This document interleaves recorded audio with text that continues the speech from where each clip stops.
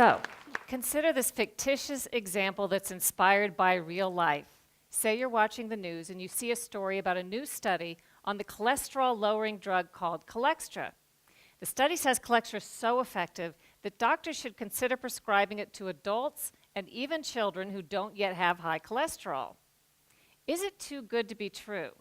You're smart, you decide to do some of your own research.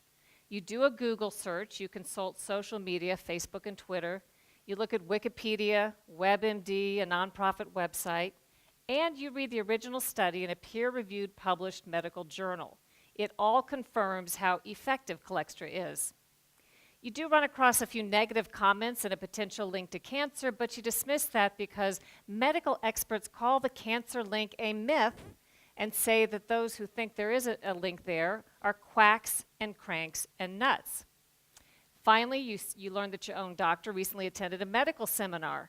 The lecture that he attended confirmed how effective Cholextra is, so he sends you off with some free samples and a prescription. You've really done your homework. But what if all isn't as it seems? What if the reality you found was false? A carefully constructed narrative by unseen special interests designed to manipulate your opinion. A Truman Show-esque alternate reality all around you. Complacency in the news media combined with incredibly powerful propaganda and publicity forces mean we sometimes get little of the truth. Special interests have unlimited time and money to figure out new ways to spin us while cloaking their role.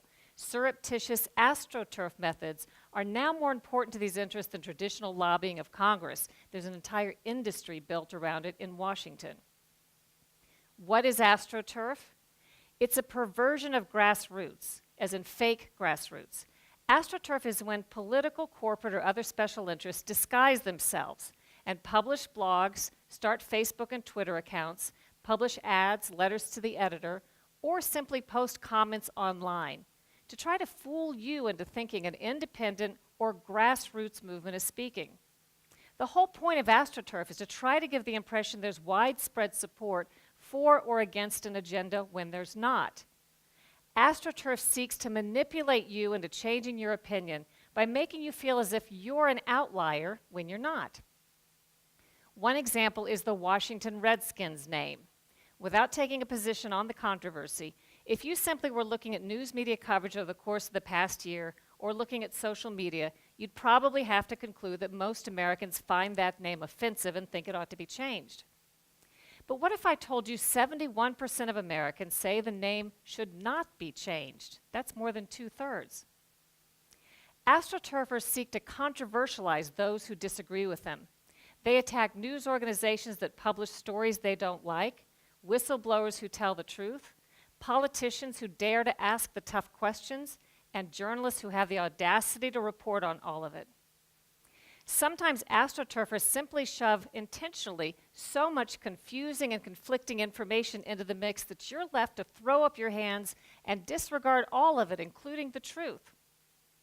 Drown out a link between a medicine and a harmful side effect, say vaccines and autism, by throwing a bunch of conflicting paid-for studies, surveys, and experts into the mix, confusing the truth beyond recognition.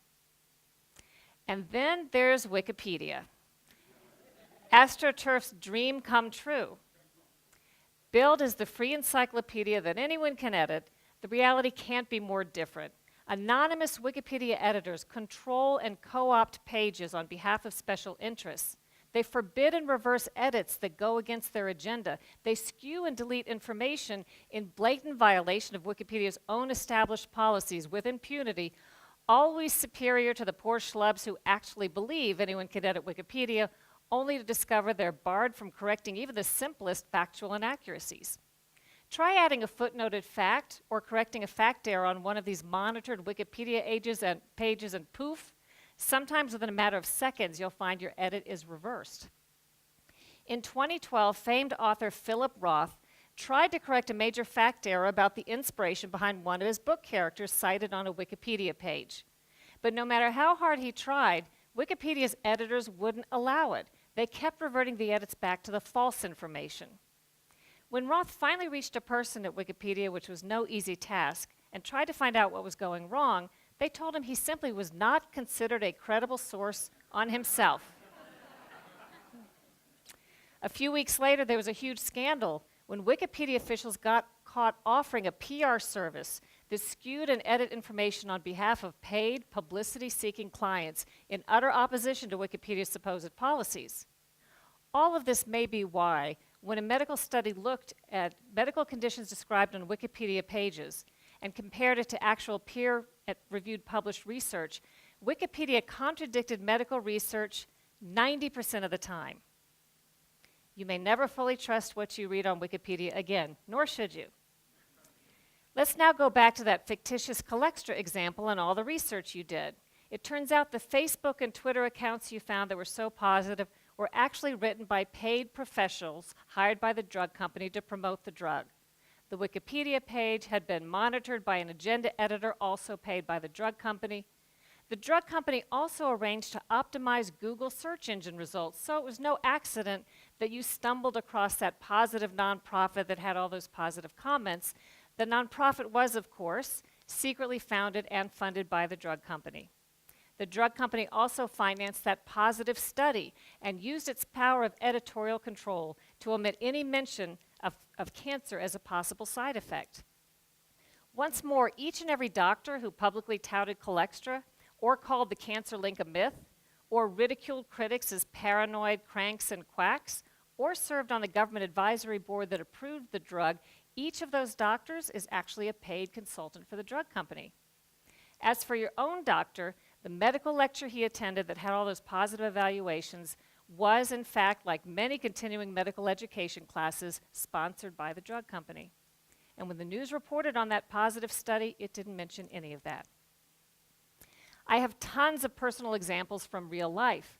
A couple of years ago, CBS News asked me to look into a story about a study coming out from the nonprofit National Sleep Foundation. Supposedly, this press release coming out said, the study concluded we're a nation with an epidemic of sleeplessness and we don't even know it, and we should all go ask our doctors about it. A couple of things struck me about that. First, I recognized the phrase, ask your doctor, as a catchphrase promoted by the pharmaceutical industry. They know that if they can get your foot through the door of the doctor's office to mention a malady, you're very likely to be prescribed the latest drug that's marketed. Second, I wondered how serious an epidemic of sleeplessness could really be if we don't even know that we have it. Right?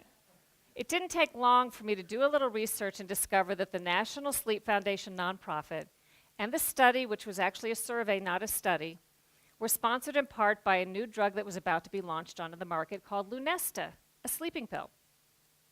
I reported the study as CBS News asked, but of course I disclosed the sponsorship behind the nonprofit and the survey so that viewers could weigh the information accordingly. All the other news media reported the same survey directly off the press release as written without digging past the superficial. It later became an example written up in the Columbia Journalism Review, which quite accurately reported that only we at CBS News had bothered to do a little bit of research and disclose the conflict of interest behind this widely reported survey. So now you may be thinking, what can I do? I thought I'd done my research. What chance do I have separating fact from fiction, especially if seasoned journalists with years of experience can be so easily fooled? Well, I have a few strategies that I can tell you about to help you recognize signs of propaganda in Astroturf. Once you start to know what to look for, you'll begin to recognize it everywhere. First, hallmarks of Astroturf include use of inflammatory language such as crank, quack, nutty, lies, paranoid, pseudo, and conspiracy. Astroturfers often claim to debunk myths that aren't myths at all. Use of the charged language tests well. People hear something's a myth, maybe they find it on Snopes, and they instantly declare themselves too smart to fall for it. But what if the whole notion of the myth is itself a myth, and you and Snopes fell for that? Beware when interests attack an issue by controversializing or attacking the people, personalities, and organizations surrounding it rather than addressing the facts. That could be Astroturf. And most of all, Astroturfers tend to reserve all of their public skepticism for those exposing wrongdoing rather than the wrongdoers. In other words, instead of questioning authority, they question those who question authority. You might start to see things a little more clearly. It's kind of like taking off your glasses and wiping them and putting them back on and realizing for the first time how foggy they'd been all along. I can't resolve these issues, but I hope that I've given you some information that will at least motivate you to take off your glasses and wipe them and become a wiser consumer of information in an increasingly artificial, paid-for reality. Thank you.